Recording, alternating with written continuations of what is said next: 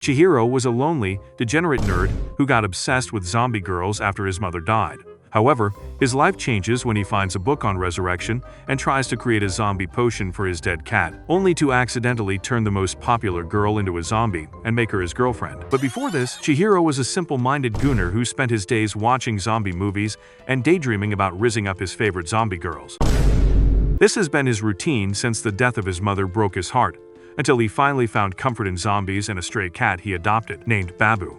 However, this momentary comfort gets taken away when one day, Truck Kun intervenes and claims Babu's life. This leaves Chihiro heartbroken once again, and after he buries Babu, he feels like his life has become meaningless. That night, he suddenly remembers a mysterious book he found some time ago and realizes it's about resurrecting the dead. He doesn't waste a minute and quickly digs Babu out of his grave, puts him inside an icebox, and heads to an abandoned hotel to start working. However, after a few nights of trying to create the resurrection potion, he realizes that he might not succeed since one of the important pages in the book is burnt. From what he can make out, it appears that he needs some kind of poisonous plant, so he tries a bunch of different ones. However, none of them work. Just then, he hears footsteps and peeks out of the window, only to find Rhea, the most popular chick from the all-girls school next to his, walking toward the well outside the hotel. She kneels and starts screaming into it, saying she is tired of playing the role of a dutiful daughter and just wants to enjoy a normal life with freedom. Chihiro pops a soda bottle and gets ready to enjoy the show, only for Rhea to scream that she won't pose for her father's freaky photo shoots anymore. It turns out that since she was a little girl, her mentally sick father, Dan, has been making her pose for pictures without any clothes on every year on her birthday. As she grew older, she started feeling uncomfortable about it and told him she wouldn't become a part of his weird fantasies anymore. However, the control freak threatened Rhea that if she went against him again, everyone she loves would disappear. So she had no choice but to put up with it. As soon as Chihiro hears this, he drops the soda bottle and Rhea sees him, which leaves her embarrassed. Moments later, the two awkwardly sit in the hotel lobby when Rhea suddenly turns to Chihiro and begs him not to tell anyone about what he heard today. She offers to do anything in return, and Chihiro takes a peek at her plots as payment before telling her he understands her situation. However, she still blabbers about how she wishes she would die and be born as somebody else. Just then, she turns to Chihiro and wonders if he comes here to scream into the well too, only to learn about his Babu resurrection scheme, which leaves her fascinated. He tells Rhea that he knows what he's doing is selfish because if and when Babu comes back to life, he probably won't even be himself. But she says it isn't selfish as she believes Babu wants to see him too. Just then, Chihiro smirks and recalls how she said she'd do anything for him, and tells her to become his lab rat and turn into a zombie for Babu's sake. He quickly backpedals, calling it a joke, and mentions that his zombie obsession keeps showing, as he has no interest in real girls. Rhea asks if he'd take responsibility for her if she ever becomes a zombie, but Chihiro chickens out, making her smile and tell him to think about it before leaving.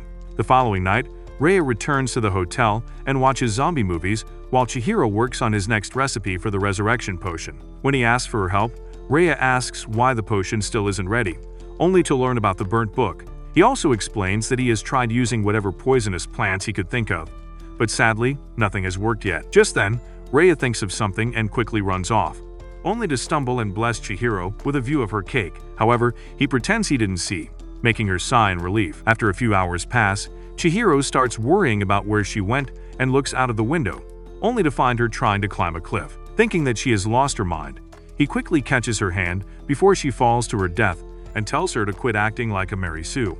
After they both calm down, Chihiro asks her to be more careful, but Rhea says it wouldn't matter if she died because he could just bring her back to life. To this, Chihiro says he has yet to revive Babu, but she suddenly gets serious and tells him to promise he will resurrect her if she ever dies. Chihiro stays silent, and once they settle down, he asks why she risked her life. Rhea explains she wanted to pick some hydrangea flowers from the mountain because she knows the leaves of this plant are poisonous enough to send a grown man to the afterlife. Chihiro asks how they can be the secret ingredient in the recipe when they are found literally everywhere. But Rhea says her father strictly forbade her from touching them when she accidentally grabbed them from her garden once and convinces him to use them. Once he adds the plant to his recipe, he ends up with a radioactive drink that he hands to Rhea while he picks Babu out of the icebox. She secretly pours some of the drink into a glass vial she brought, and they pour the rest of the drink down the cat's throat, only to feel disappointed when no resurrection occurs. Later, as Chihiro packs up to leave for home, Rhea tries to cheer him up by suggesting that they try again tomorrow. However, he bursts her bubble, explaining he can't make Babu suffer anymore, so he will bury him tomorrow. He also invites her to join them, and thanks her for helping him until now. Rhea feels upset that she can't meet him here anymore, but forces a smile and walks away. Just then, Chihiro notices that she sprained her ankle and picks her up, princess style, making her fairy tale fantasies come true. As he places her on the backseat of his bike, Rhea wonders why she was born into a messed up family instead of a normal one and wishes to live like a normal girl one day. Later, Chihiro drops her off on the outskirts of her estate after Rhea insists on it and reveals how she has been secretly sneaking out to meet him. Just as she hopes her mentally challenged father never finds out, Chihiro reminds her to be there for Babu's funeral tomorrow, and Rhea promises she will, all while her father spies on her with his binoculars from afar. Just as she reaches her house, he calls out her name and knocks her out by smacking her across the face. Meanwhile, as Chihiro gets home, his hot cousin Ranko, who is bathing in his bathroom, calls out to him from the window, and the poor guy is shocked to see all her fan service for free.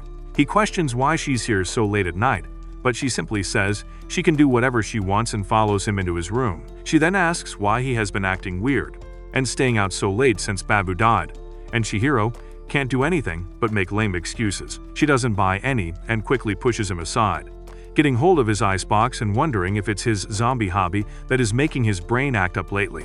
While Chihiro struggles to keep her hands off the box, Ranko keeps him at bay and opens it, only for Babu to jump out of it and quickly take off. As the baddie is left confused, Chihiro gets excited upon learning that his third-rate witchcraft actually worked. On the other hand, Rhea returns to her room, completely heartbroken after receiving a beating from Dan and learning that he has pulled her out of school.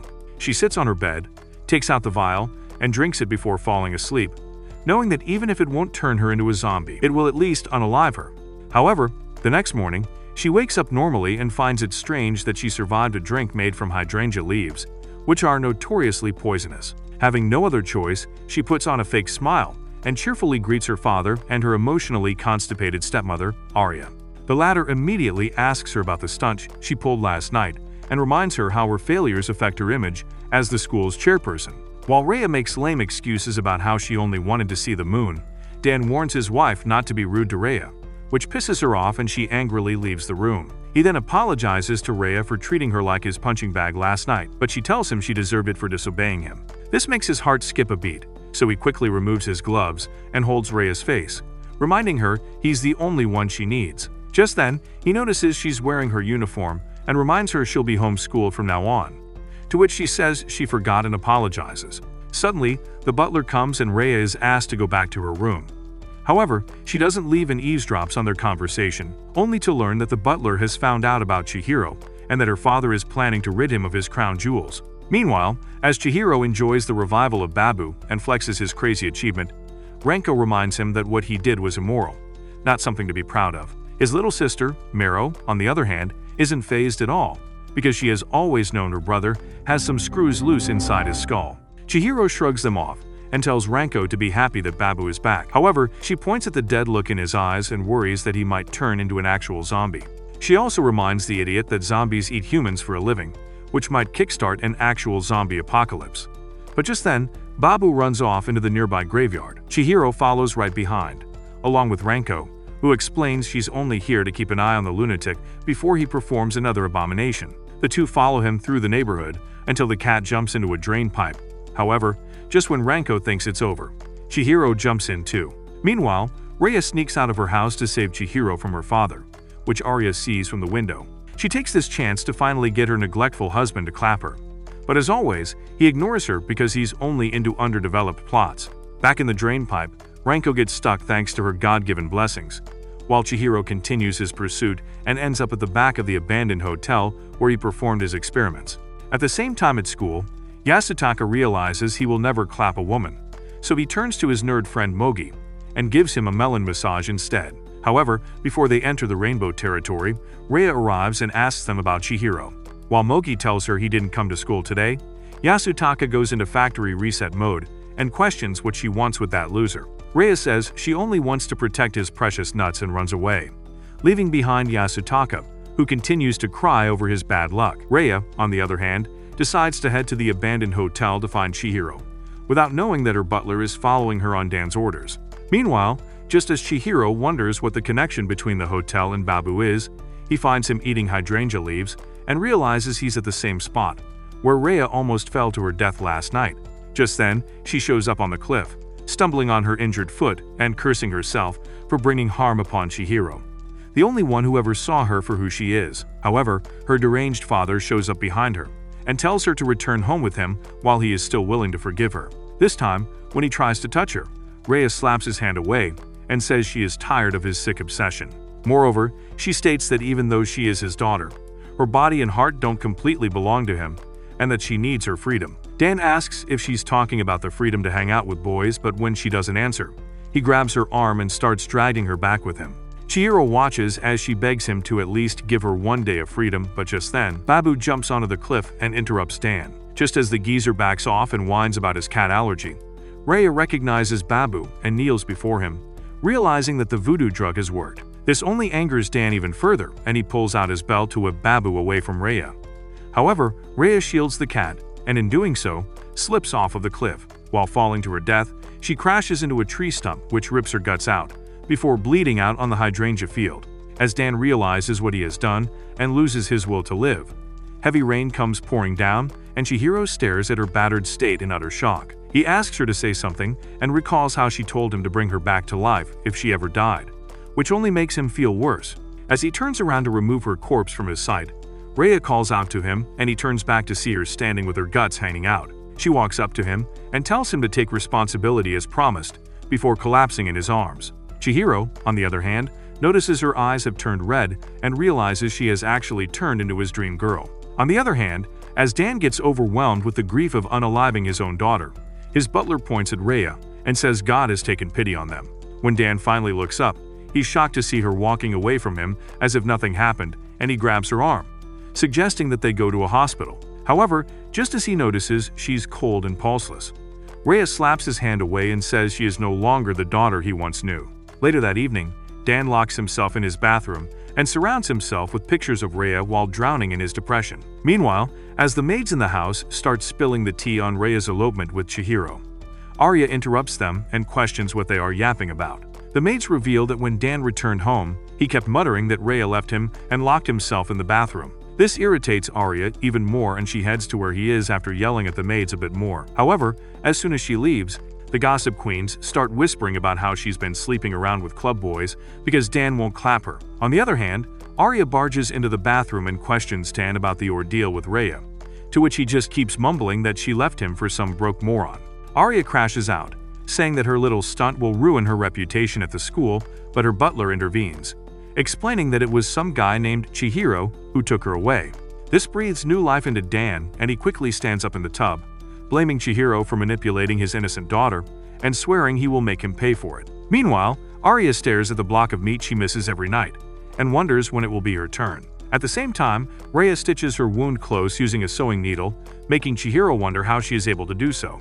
She explains it's because of a compulsory sewing class she had back in school, and grins at the fact that she can't feel pain anymore. Just then, Chihiro grabs her by the shoulders and asks how she can act so happy-go-lucky when she is already dead, and wonders if she even understands the gravity of the situation. Rhea pulls away and blushes, saying she is just nervous because this is her first time in a boy's room, which makes Chihiro wonder if she hit her head too when she fell. Sometime later, as Rhea looks out of the window, Chihiro wonders if she plans on freeloading from now on, and peeks at her assets as payment. Just then, Rhea startles him by mentioning that Babu is sitting in a tree, and Chihiro is surprised to see that his eyes are back to normal. Rhea mentions how happy Babu is to be sitting there, and Chihiro asks if she can understand his meowing, to which she replies that she can. He believes it's because they are both zombies, but he doesn't understand why Babu acted so weird when he first transformed, while Rhea is acting like her usual self. Rhea notices his stare and asks if he would like it more if she acted like his self-proclaimed girlfriends from zombie movies, but Chihiro blushes and says she is cute just as she is. She then reminds him to take responsibility for her well-being from now on, which prompts him to question exactly what she means by it. Although Chihiro expects her to say something like they should date and get married, Rhea says she wants them to see the movies and visit amusement parks together because she couldn't do these things when she was alive. As she smiles and asks him to help her live like a normal girl, Chihiro gets completely rizzed up and blushes. Just then, Rhea suddenly gets the urge to kiss him, and holds him by the shoulders, bringing her face closer to Chihiro. However, just before their plot finally develops, Ranko's loud voice calls out to Chihiro from the outside, and he is forced to entertain her. The loudmouth calls him a jerk for abandoning her in the morning and says she is coming up to his room, but since Chihiro doesn't want anyone finding out about Rhea yet, he convinces her to discuss this matter outside. Before leaving, he asks Rhea to stay in his room, and once he's gone, Rhea cannot believe that she was going to kiss Chihiro if Ranko didn't show up. Meanwhile, as Chihiro takes Ranko to the riverside, she uses her pro wrestling moves on him until he apologizes for ignoring her. She then settles down and suggests that he get a cell phone soon, but Chihiro says he's a boomer at core, so he doesn't need one. Just then, Yasutaka and Mogi show up too, and the chick-obsessed loser runs up to Chihiro and begs him to introduce her to Rhea.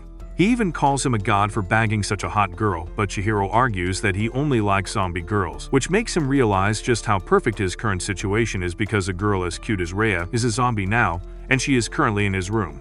As he blushes and starts grinning, Ranko feels sus and asks him what's really up with him, but he says it's nothing. At the same time, Rhea sits silently in his room and wonders if Ranko is somebody Chihiro is interested in, which makes her feel a little jealous. She distracts herself by making use of the empty house and heading down to the bathroom. There, she removes her bandages and gets in the shower, only to realize she cannot feel whether the temperature is hot or cold anymore. Just then, she finds a sus loofah and starts playing with it, only for the door to suddenly open and Chihiro's demented grandpa, Jagoro, to walk in. Rhea immediately tells him to leave and covers her plots. However, the cultured geezer jumps right on top of her and grabs her assets while calling her Sada. After some struggle, Rhea finally manages to escape and runs up to Chihiro's room, leaving behind the senile psycho who then jumps on Mero, who has just returned home. She easily kicks him away, and when he calls her Sada too, she reminds him that his wife's name was Kyo, not Sada. On the other hand, Rhea notices it's dinner time and thinks about Dan, wondering how she managed to escape his freaky photoshoots overnight, just to end up in the arms of Chihiro's cultured grandpa. However, she still feels happy about finally being free and lies down on the floor. When Chihiro returns home late at night, he finds her half asleep on the floor, with nothing but a towel on. As she greets him in her sleepy voice, Chihiro tells her to cover herself so she doesn't catch a cold, only for her to remind him she's already dead. This resurrects the zombie nerd inside Chihiro, and he quickly kneels next to her, asking her a bunch of questions about whether her stomach hurts now that she's a zombie, to which she reminds him that her intestines got busted when she died. She also mentions how her body isn't moving like normal anymore, almost as if it's stiffening. And when Chihiro touches her arm, he realizes rigor mortis is setting in, which means her body is slowly decaying. He quickly places her on his bed and starts thinking of ways to protect her body, because if he doesn't, she will rot away in a few days. After closing the windows and drawing the curtains, Chihiro turns on the air conditioner and wishes Rhea a good night before leaving the room.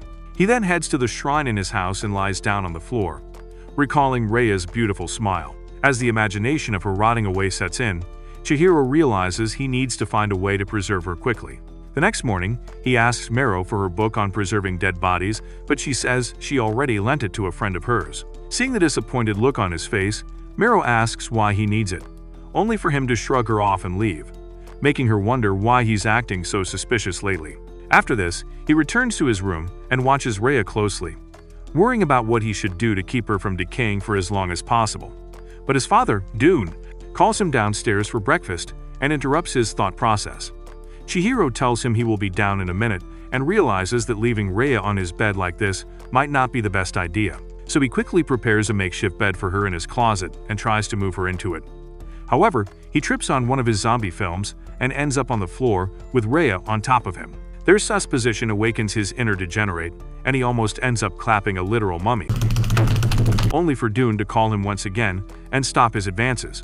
He quickly places Rhea inside his closet, but just as he's about to leave, her stomach growls, making Chihiro wonder what he should get her to eat after her body returns to normal. Later, as he has lunch with his family, he recalls Rhea asking him to help her live like a normal girl, so he asks Mero what normal means. She looks at him like he just lost another one of his brain cells, so he says never mind and goes back to his meal. At the same time, Ranko delivers a meal from her family restaurant to Rhea's house, where she finds a junior from school hiding in the bushes. Upon asking what she is doing here, the junior explains that after Rhea went missing, she came to her house to find clues on her whereabouts. However, she didn't find any. As Ranko walks back to her house, the girl follows her and yaps about how Rhea was her idol. so after she started looking like she was upset all the time, she got worried. She also shows Ranko some pictures she took with Rhea and glazes her exceptional beauty, making Ranko both jealous of Rhea and suspicious that this girl might be a bit rainbow. Meanwhile, Chihiro gets stuck with his monthly temple cleaning duty, but when he worries about how little time he has until Rhea rots for real, Dune, who is also the priest at their family temple, tells Chihiro he cannot take in another cat since Babu died just a few days ago. The boy explains that there is no new cat, just the same old Babu whom he brought back to life. But Dune doesn't believe him and wonders if he's on some weird green leaves these days. However, Jogoro overhears this and says he totally saw Babu walking around. And just as Chihiro begins laughing with him, he goes on to call his resurrection pills awesome. Chihiro freezes and asks what he means by his resurrection pills, but Grandpa quickly reverts to his senile geezer form and licks his nose, completely throwing him off. He tries to follow after him to ask more questions, but Dune catches him and tells him not to slack off on his job. As he later goes back to cleaning his house, Chihiro imagines what else Jogoro must know, just in case he really is the one who wrote the resurrection recipe. Right then, Meryl comes up to him and says she is going to clean the mess in his room. Although Chihiro initially thanks her and returns to his daydreaming, he suddenly stops her when he remembers Rhea and says he will clean his own room since he's a big boy now. Meryl finds it sus but lets him have his way, and Chihiro breathes a sigh of relief. Just then, Ranko shows up with a food delivery from her family shop, and even though Chihiro is annoyed at her uninvited arrival, Dune wonders when his disappointing son will grow a pair and make Ranko his daughter-in-law.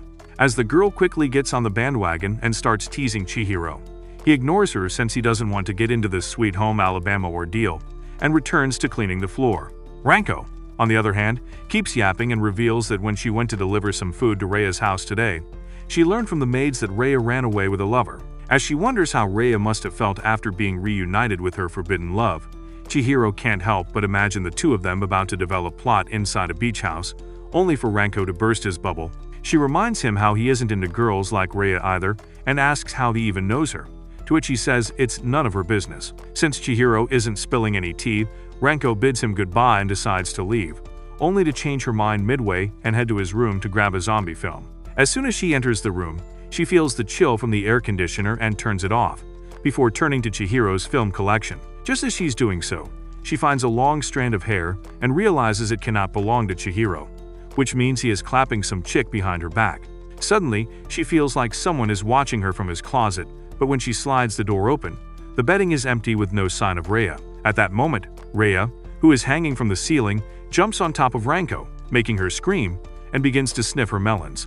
Just as she grabs them, Ranko recognizes her and pushes her away, which makes her bleed from the wound on her stomach. Just then, Chihiro runs into his room after hearing Ranko's scream, only to find Rhea licking her milkers. As soon as he pulls her away, she kisses him and hugs him tightly, almost breaking his ribs with her crazy strength. Chihiro, on the other hand, realizes his lifelong dream is finally coming true, even if it's at the cost of breathing. However, just as Rhea pulls away from him, a pissed-off Ranko yells at him and questions what Rhea of all people is doing in his room. She also asks why he hasn't taken her to a doctor yet even though she's bleeding, but just then, she takes one look at the spiritually dead expression on her face and realizes she's a zombie. Chihiro argues that there's a good reason behind all this, but Ranko doesn't listen and instead starts hitting him with his zombie merch, hoping to knock some sense into his fried brain. Right then, a disoriented Rhea spots Babu outside the window and follows him on the roof, crawling away in nothing but her towel as Chihiro anxiously calls her back. When she doesn't listen, he jumps out of the window too and tells Ranko to get Jogoro out of the bathhouse. However, Dune spots him on the roof and asks what the scream they heard was about, to which he lies that Ranko was just watching a zombie movie. He tells him to return to his cleaning duty, but Chihiro says he needs to find Babu, making Dune wonder if his son inherited Jogoro's dementia at such a young age. On the other hand, Chihiro finds Babu and Rhea in the hydrangea field near the graveyard, munching on the leaves, and watches as her eyes return to normal. As soon as she regains consciousness, Chihiro calls out to her and she turns around, only for the towel to come undone and bless him with a view of the full picture.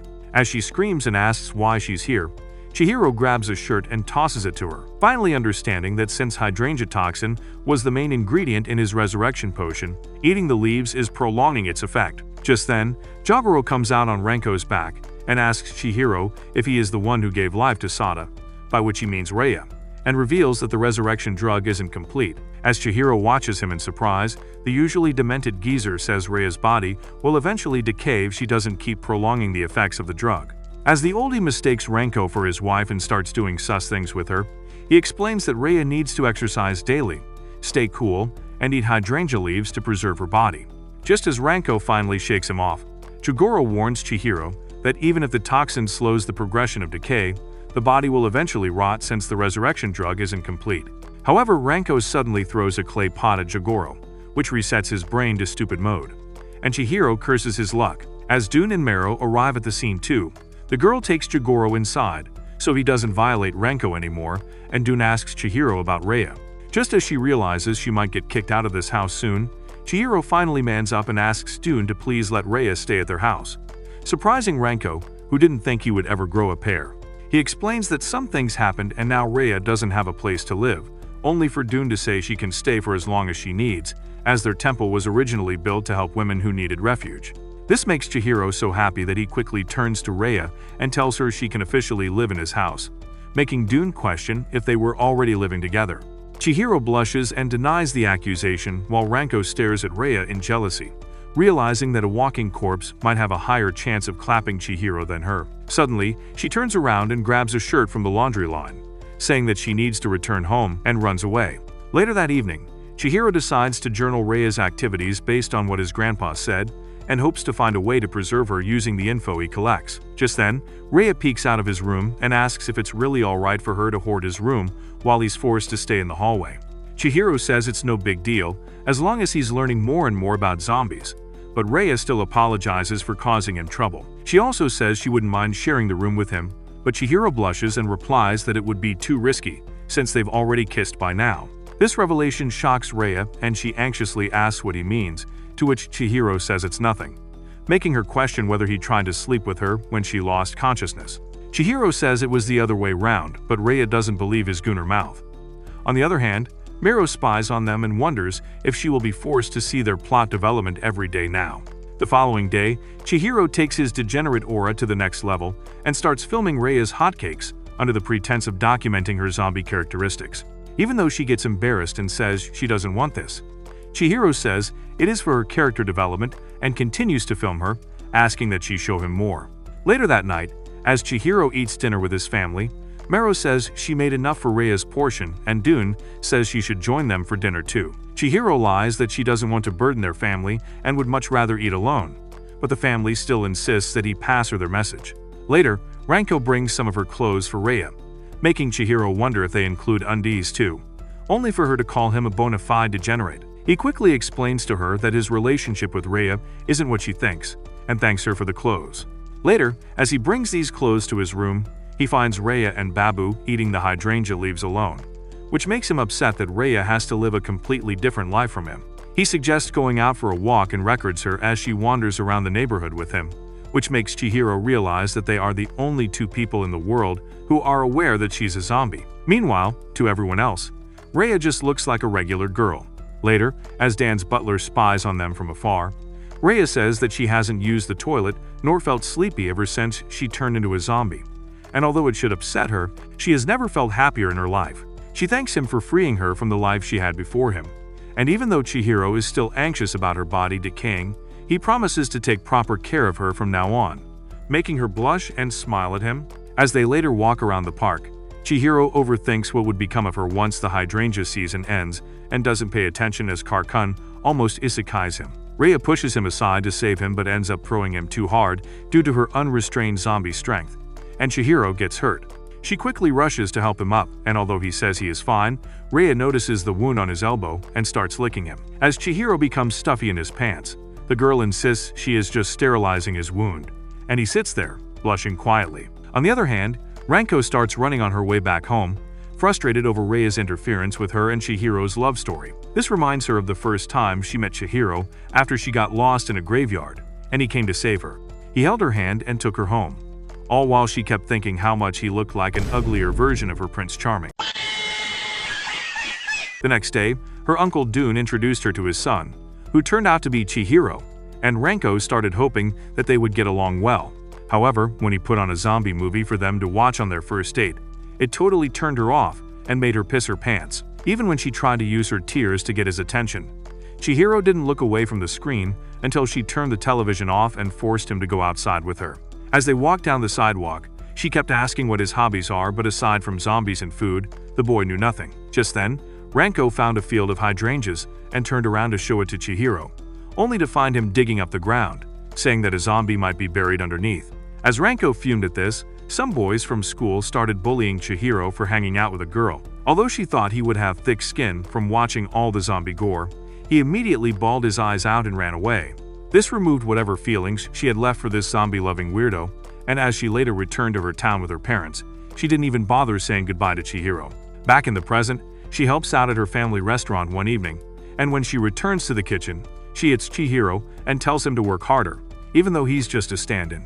As the two begin bickering, Ranko's mother walks in and admires how they look more and more like a toxic couple every day. She even tells Chihiro that she wouldn't be surprised if they were already clapping, which embarrasses Ranko, and she tries to walk away, only to trip over a broken plate. Chihiro catches her, and as sparks start flying, he immediately pulls his hand back, making Ranko mutter that he doesn't need to treat her like a virus, even if he doesn't like her. Later that evening, as the two take some parcels to deliver in the neighborhood, Chihiro questions why she's still hanging out with him instead of helping out at the restaurant. Ranko replies that she's here so that his crippled social skills don't make them lose their customers, just as they reach Dune's temple. He once again tells Chihiro to quit slacking and make Ranko his daughter-in-law someday, but the boy stays quiet and resumes the food delivery journey with the baddie. On their way, he mentions how he would like to return home soon as he's worried about Rhea, only for Ranko to tease him about her and make him blush. He tries to explain their relationship isn't what she thinks but gets interrupted by Yasutaka and his boy toy, both of whom believe he is cheating on Rhea with Ranko. Chihiro instantly denies this, which pisses off Ranko, so she tells him not to treat the idea of dating her as if it's an abomination. As the two argue, Yasutaka asks if they are currently in the middle of a lover's quarrel and thrashes Chihiro for getting all the baddies despite being a good-for-nothing zombie lunatic. This reminds Ranko of her second meeting with Chihiro, which happened 2 years after she left, when her parents decided to move to his neighborhood and open a restaurant. Since they were cousins, her mother often called him over to play, but he always turned her down whenever she suggested they head outdoors. It only got worse when her mother kept pushing her to keep Chihiro company and suggested that they visit a movie rental store together. However, even when she complied with this request, Chihiro just ignored her once again for his zombie movies at the store. Suddenly, a man dressed as a zombie appeared and scared her out of her mind before handing Chihiro a new American horror movie to watch. As they walked back home with this movie, Ranko told Chihiro she liked neither horror movies nor zombies, but he kept insisting this movie was the best and that she would like it. This finally pushed her buttons, and she snatched the movie from his hand, yelling that she wanted to watch a cartoon, and ran back to the store to exchange it. However, a rabid dog stopped her in her tracks, and the newfound baddie within her died. As Chihiro slowly caught up to her, he grabbed a pipe and, despite being scared himself, chased the dog away. After this, both of them cried and later returned home with their hands clasped together. That night, Ranko realized that even if she wasn't sure whether she fell in love with Chihiro when he first met her in the graveyard, she totally fell for him after he saved her from the dog. As she watched his favorite zombie movie with him that night, Ranko asked what kind of kiss he wanted his first time to be, and Chihiro said he wanted to kiss a zombie girl, which threw her off. Back in the present, after Yasutaka gets dragged away, Ranko suggests that they hold hand, and although Chihiro isn't really interested, he is forced to get along with it. As they walk to their next delivery location, Ranko asks if he remembers the first time they held hands, and Chihori replies that it was probably when he met her in the graveyard. Realizing that she isn't the only one who remembers that, Ranko gets rizzed up and allows Chihiro to return home for the day after they complete their deliveries. However, as soon as he celebrates his freedom, Ranko gets jealous that he will go back to Rhea and grabs his hand. She then pushes him against a wall and brings her lips closer to kiss him, only to pull back at the last moment and lecture him on how he should be careful about who kisses him. As she runs away in embarrassment, leaving behind a confused Chihiro, it turns out that she's still jealous over his kiss with Rhea and doesn't want to lose to her.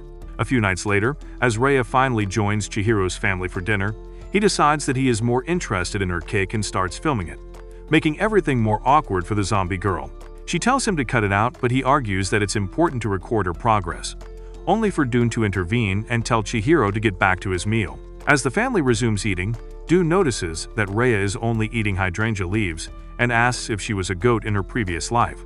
Chihiro quickly states she belongs to a vegetarian family, while Mero stares at Babu, who is also eating the same leaves. Later that night, while writing his notes, Chihiro feels the urge to invade Rhea's privacy again and finds her sitting on the roof with Babu. As he recollects that she neither sleeps nor uses the toilet, Babu jumps in front of him and pukes out a ball of leaves. This makes Chihiro excited as he assumes Rhea will do the same, and he shoves the camera in her face, waiting for her to puke. As the girl feels more and more embarrassed due to his weird fetishes, she tells him he will have to take her to a mall tomorrow if he wants to continue filming her. The next day, Rhea's dream comes true, but as she shows Chihiro the new dress she tried, he takes no interest in it as he is still only interested in filming her. He also tells her to hurry up and make up her mind as this is the 100th dress she is trying.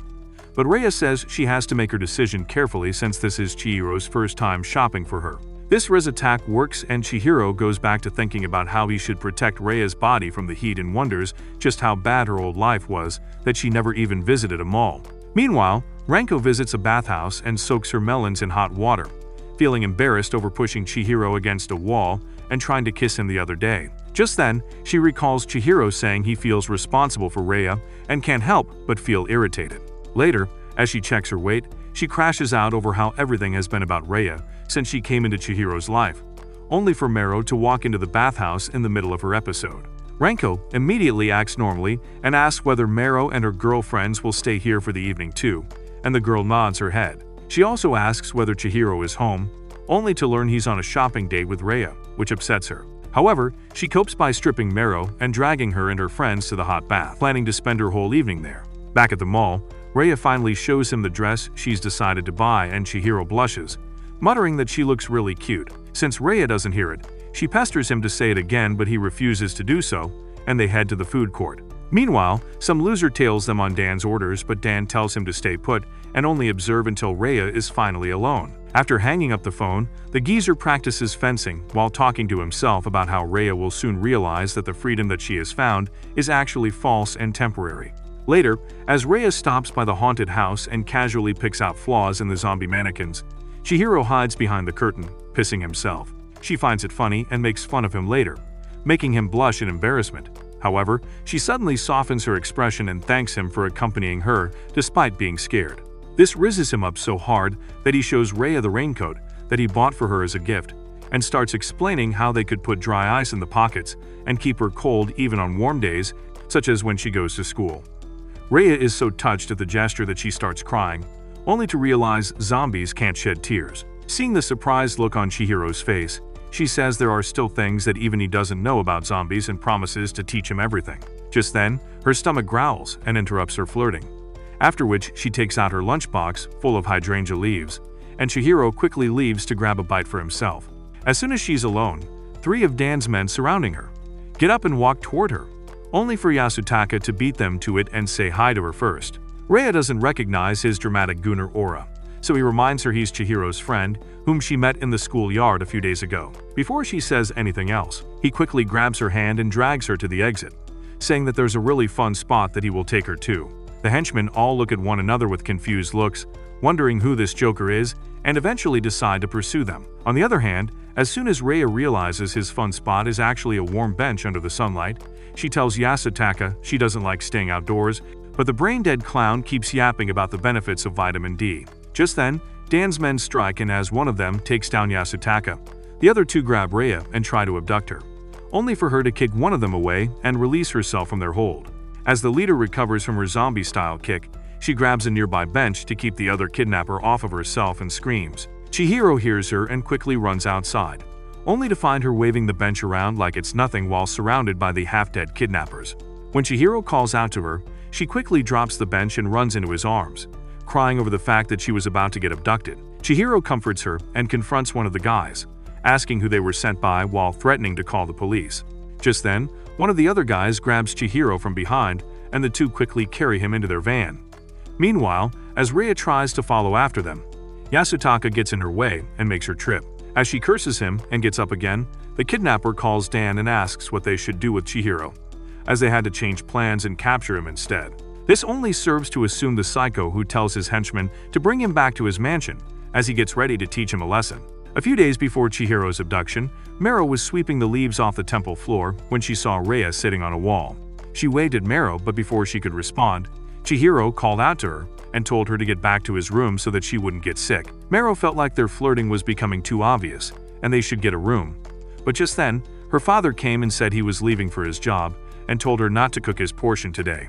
He also mentioned that Chihiro would cook something for himself and Rhea, and felt proud of how he had outgrown his lazy bum era and finally started acting like a house husband. When she returned to her room that night, she noticed how Chihiro was working hard on his zombie research, and realized this was the first time she had seen him acting like an adult. The following day at school, Mero's friend Shinoda brought a conspiracy theory magazine to their zombie club and said she believed zombies were real, but the government was just hiding their existence. However, her other friend Yasuka noted that if that were true, they would be seeing zombies all around them, which luckily was not the case. Shinoda argued that the zombies are still there, they just haven't noticed, and mentioned that one of their teachers has been acting really sus lately.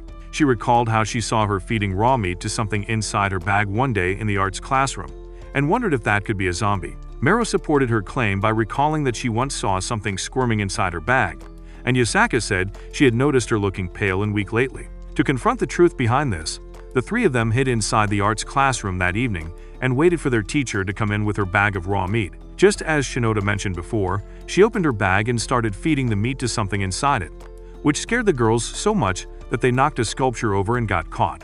However, they later learned from their teacher that she actually brought her pet crocodile to school because she didn't have anyone to look after it at home. The next day, as they had no more zombie gossip to discuss, the girls lazed around in a nearby park, where Shinoda said she was still convinced that zombies are real, even if their teacher didn't turn out to be one. Yasuka asked Mero what her take on the matter was, to which she said she has a zombie living with her at home. The girls couldn't believe it, and Shinoda told her to get a picture next time, suggesting that they put it in their monthly journal and write an article on it.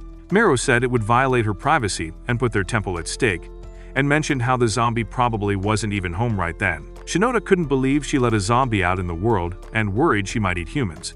But Mero said her zombie is a vegetarian and only eats hydrangea leaves. This made Shinoda wonder if it really was a zombie, but Mero said her brother said she is, which prompted the poor girl to pull her hair out and call the entire story yet another figment of Chihiro's wild imagination. As the girls got up to leave the park just then, Shinoda complained about Chihiro's mental condition and wondered if his mom didn't scold him, only for Yasuka to remind her that Mero's mother is dead. As the two awkwardly apologized, Mero reassured them it was no big deal because she didn't even remember her. Later, as she walked home, the girl recalled that the only memory she had of her mother was her cold and bandaged hands, and the fact that she couldn't tell her temperature. After she realized she still missed her, Mero returned home, only to overhear Chihiro and Ranko fighting over a zombie movie inside the house. She sighed and went to the cemetery to pay respects to her mother instead, and found that Chihiro had once again offered her some grotesque cookies. Just as she filled the gravestone with treats of her own, Rhea showed up and welcomed her home, mentioning how she was just wandering around the graveyard since Chihiro had quests over and she did not want to get in the way. She also mumbled that she sometimes worried about making things difficult for Chihiro and those around him, but Mero reassured her that that wasn't the case. Rhea then asked whose grave she was visiting, only to learn it was her mother's, which finally made her understand why she didn't see her around the house. Just then, she turned to the grave and told Mero's mother about how good a girl she was, and how she took care of everything at their house effortlessly. She compared it to the overprotective family she grew up in, where she was treated like a princess, who never touched a ladle, and told Mero she admired her a lot. To this, the girl said her life would have been easier if Chihiro weren't the human embodiment of a sloth, making Rhea laugh. She then requested that Mero use her help with the household chores and smiled, which instantly reminded her of her late mother. This realization made her blush, and as her heart started thumping, Mero looked away, prompting Rhea to check whether she had a fever. However, just like her mother, Rhea pulled back and chuckled at how she couldn't tell the temperature, which made Mero call her mama by mistake. While it confused Rhea, Mero got so embarrassed that she tried to run away, only to trip and fall, and end up with an injured knee. Later, as Rhea tended to her wound, Mero apologized to her and wondered why she called her mama all of a sudden. The next day, she showed Rhea's picture to her friends, but they refused to believe that such a beautiful person could be a walking dead. Back in the present, as Chihiro finds himself tied up to a chair inside Dan's mansion, a maid brings him a glass of chilled juice and asks that he drink it if he's thirsty, before she leaves. However, Chihiro throws a tantrum about how kidnapping people is a punishable crime and asks what they would do if he went to the police. He keeps yelling nonsense until the door finally opens, only for a stoned Arya to walk in instead of the maid this time. Just as Chihiro wonders who this plot-heavy baddie is, Arya introduces herself as Dan's wife and tells him to shut his trap as she's only trying to enjoy a moment of peace. As he opens his mouth to speak, Arya asks if he's the boy that Rhea is staying with, and as she settles down on the settee, she questions whether they have clapped each other yet. Just as Chihiro feels confused about what type of mother she is, Arya realizes they are still stuck at the kissing stage and explains that since Rhea is emotionally guarded, she must be wild in bed. She also advises that they do it quickly before her zombie body begins rotting and laughs hysterically while calling Rhea a monster. Chihiro finally voices that she's insane for thinking this way about the daughter she gave birth to, only to learn that Arya is Dan's second wife and Rhea's stepmother. He's shocked to learn this and says Rhea never told him, only for Arya to reveal that the girl herself doesn't know this, as this is their family's biggest taboo. After this, the lonely woman decides to tell him her sob story and reveals that she used to be a maid at Dan's mansion before she became his wife. It turns out that since Dan was the heir to his family fortune, multiple beautiful and well-educated women with good family ties were brought into the mansion as his potential wives, and among them was Arya. She explains that before she came here, Dan had never shown interest in any of the maids, even though they always shook their cakes in his direction. So, when she came here, one of the maids told her not to try to get his attention, as he is more interested in getting pounded by men than in clapping women. However, Arya arrogantly told her that if he wasn't interested in their ugly faces, it doesn't mean he won't take an interest in her either. From then on, Arya took care of Dan's every need even before he told her to, and managed to become his #1 maid. However, even if she tried to make a move on him, he acted oblivious and in the end, never fell for her. This made her wonder if that maid was right about him being a rainbow flag. But everything changed when some guests from an organization came to the mansion to watch him fence one day. Among those guests was a young girl in a wheelchair who caught Dan's attention, and the very next day, he proposed marriage to her. However, this made his family members angry, as they weren't ready to let their heir marry a nobody who couldn't even stand on her own. But Dan told them he would give up his inheritance if it meant marrying her. Quickly after their marriage, Rhea was born and her mother died during childbirth, leaving Dan heartbroken. As he lost his will to live, Era took care of him and brought him back to life, hoping that one day he would finally want to clap her. Fortunately, that day soon arrived, and Arya finally married him, eagerly waiting to go to Pound Town with him. However, even after years of marriage, he still hasn't taken her. Chihiro doesn't understand what she means, so she explains to him that married people are supposed to develop plot together, but in her case, Dan hasn't even made out with her, let alone made new heirs. She reveals that he only married her because he thought Rhea needed a mother, but in reality, she needed nobody except Dan, whose world revolved around her. However, Arya quietly suffered and put up with it, assuming that he merely loved her as a daughter, until one day, the butler showed her the real picture from a secret hole in their library. As Arya saw Dan taking creepy pictures of Rhea without her plot covers, she realized that he would never love her because she is not Rhea.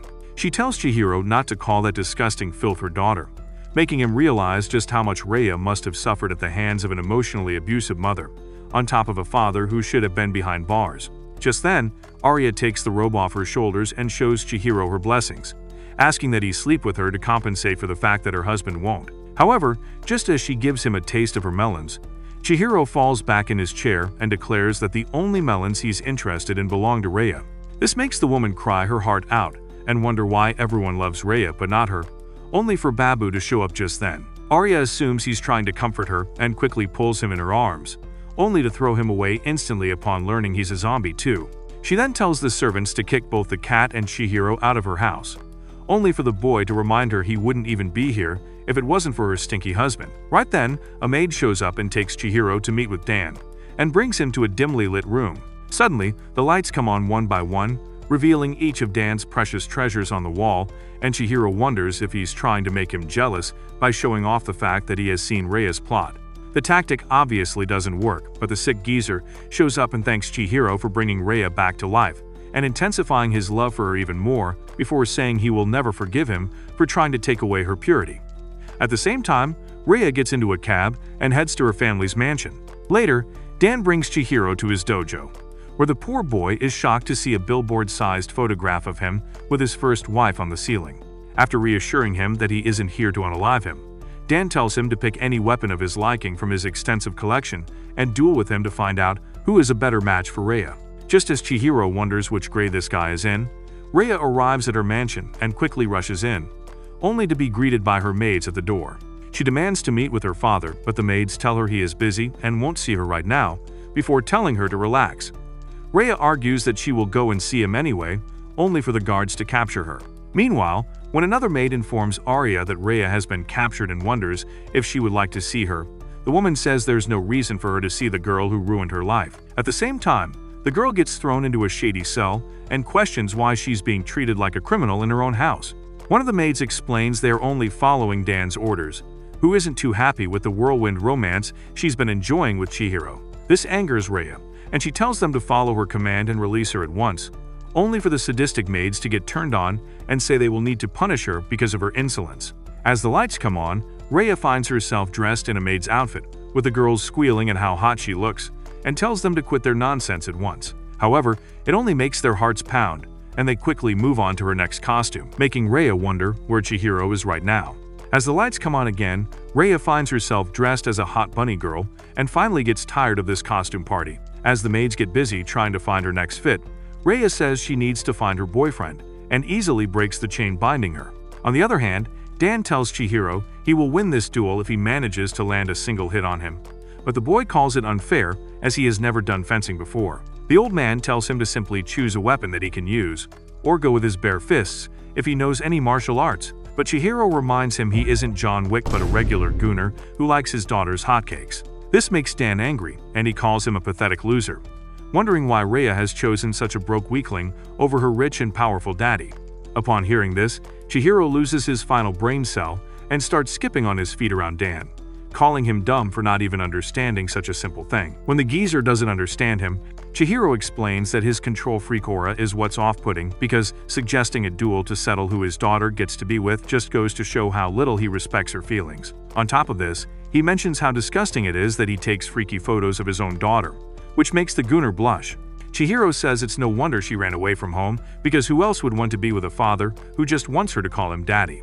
As Dan loses his patience, Chihiro continues to yap about how he should let Rhea decide what to do with her life, instead of projecting his dead wife on her and keeping her caged under the pretense of protecting her. This serves as the nail in the coffin, and Dan attacks Chihiro, stabbing him with his fencing sword just as Rhea walks into the room. The geezer asks the boy if he really believed he wouldn't actually hurt him, only for Chihiro to grab his face and headbutt him, hoping to knock some sense into his fried brain. Just as Dan screams in pain, Chihiro turns around to find Rhea in her hot bunny outfit, which makes his little guy act up and all this pain vanish. However, when Dan questions how he can act so nonchalant after being drilled into, he realizes that since Rhea licked his open wound the other day, some of her poison ended up in his bloodstream and turned him into a half-zombie. Angry to hear that Rhea licked him, Dan quickly grabs his sword and charges in to behead Chihiro, only for Rhea to step in and finally disarm him. She warns him against hurting Chihiro again and says she will fight him if he does, only for the old guy to lose all his aura and beg her to come with him to America so they can find a cure for her condition and heal her. However, Rhea tells him to shove his passport up his rear and leave her alone, since she would rather live a short life here with Chihiro than pose for his freaky photo shoots for eternity. Dan doesn't understand why a girl as perfect as her would throw her life away, only for Mr. Boyfriend to step in and translate that Rhea doesn't want to be perfect or special. She just wants to be normal. This finally knocks some sense into Dan, and he begins to cry, blaming himself for forcing his daughter to unalive herself. However, Chihiro steps forward and tells him he cannot help Rhea alone because of his limited knowledge and resources, and will eventually need his support. Dan agrees and bows before him, asking him to take care of Rhea until he finds a cure to save her in America. But just before Chihiro thinks all the bad blood is gone, he whispers into his ear that if he even dares to take Rhea's V card, he will actually pulverize his crown jewels this time. As soon as Dan leaves, Chihiro finally feels the hydrangea poison kicking in and collapses, only to wake up later in his room. Rhea immediately hugs him, making him realize that he can finally sense pain again, and says she is glad he is back to his senses. He blushes and notices she's wearing a nurse's outfit, and Rhea explains that she only wore this because her maid said he would like it. He thanks God for blessing him with this view, only for Ranko to jump into his arms right then and block the beautiful sight. She curses him for always getting into trouble, but Rhea takes responsibility and apologizes for bringing this on him. Amused at her reaction and outfit, Renko finally turns to her and introduces her as Chihiro's cousin and fiancé, making her blush in surprise. The loser instantly denies this, but Renko reminds him that he once promised he would become her fiancé when they were young, and he didn't know what it meant. As Chihiro tells her it doesn't count, Renko reveals she was just messing with him, but Rhea realizes loud and clear that this baddie is in love with Chihiro too, which means she needs to step up her game. A few nights later, as the duo falls back into their normal routine, they have dinner together with Chihiro's family and Mero reveals she made different types of hydrangea dishes and soups for Rhea. Dune wonders if she could make it taste better, but she calmly accepts defeat and says she couldn't. Just then, Jogoro loses his mind again and runs toward Rhea, mistaking her for his second wife Kyo. But Chihiro easily fends him off. Dune apologizes for the ruckus, but Rhea tells him it's fine. While Chihiro worries that his family may have started suspecting that something is off with Rhea, but they aren't saying it out loud out of respect. Either way, he believes Rhea is a part of their family now, even though she isn't his wife yet, and swears that he will be there for her until the end. Later that night, he suggests that they take a walk outside and brings Rhea to a nearby river, apologizing for being such a cheapskate and showing her such a lame place. However, the girl is happy to be where she is because even though she used to live in a $1 million mansion, she never got to experience these little joys. As they walk back home, Rhea spots a poster for an upcoming fireworks festival and recalls how she only ever watched them from her bedroom window. Chihiro says he has never been to one either and suggests that they both wear yukatas and visit it together, making her secretly happy about it being a date. As they return home, Chihiro keeps thinking about how he can keep Rhea's body from rotting away and goes to see Jogoro, only to find him in the middle of his psychotic episodes. As he paces around the hallway, Mero shows up and asks why he isn't letting Rhea attend school like she used to which Chihiro makes lame excuses like she has a weak body and health issues. Mero recalls that when she was leaving for school in the morning, Rhea said she was jealous of her, which makes the dead-brain loser finally realize the girl's current life is far from normal, and he is the one to blame for that. A few nights later, the fireworks festival gets cancelled due to heavy rain, but Chihiro blames his pessimism for it and apologizes to Rhea. She tells him it isn't his fault and asks that he take her to the festival next year if she doesn't turn into a dried-up mummy by then. The next morning, as Yasutaka blames his chick-repellent aura for the rain last night, Mogi tells him he repels guys just as much, but Chihiro is lost in his thoughts as always. Just as Yasutaka teases him about what scenarios he's imagining with Rhea, Renko runs up to Chihiro and strangles him, making all the boys feel jealous of her cushions against his ugly face. Later, he tells her about the fireworks festival and how upset Rhea was when it got cancelled, only for Renko to suggest they make their own festival at his temple. As he excitedly returns home, he finds Rhea sweeping the floor with Mero and tells her about their new plan. Although she initially feels excited too, as soon as Chihiro mentions that Renko will be coming over too and helping her with her yukata, jealousy strikes again and Rhea doesn't feel happy anymore. That evening, Renko shows up in her yukata with a bunch of fireworks and heads upstairs to help Rhea. As soon as she puts the dress on her, Renko feels worried about the wound on her stomach and suggests that they skip the sash. However, Rhea insists that she just tie it very tightly because the wound is never going to close either way. Later, as Renko ties her sash, Rhea mentions that her friendship with Chihiro seems very tight, to which the girl explains how they've been together since they were young, and although unhealthy zombie obsession initially pissed her off, she eventually came to treasure him as a person. Rhea says she understands this feeling and Renko suddenly mentions how normal she is looking in the yukata, despite being a zombie. Rhea says she doesn't know how much time she has left and wants to enjoy whatever she has right now.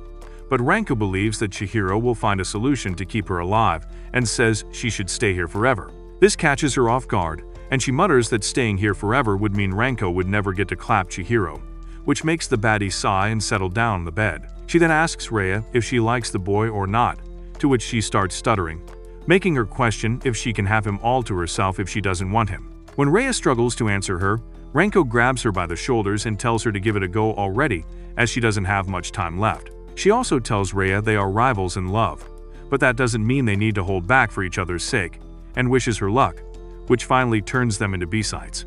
Later, as everyone enjoys their personal fireworks, Chihiro asks Rhea if she's unhappy with anything here and if she wants a bigger festival in the future.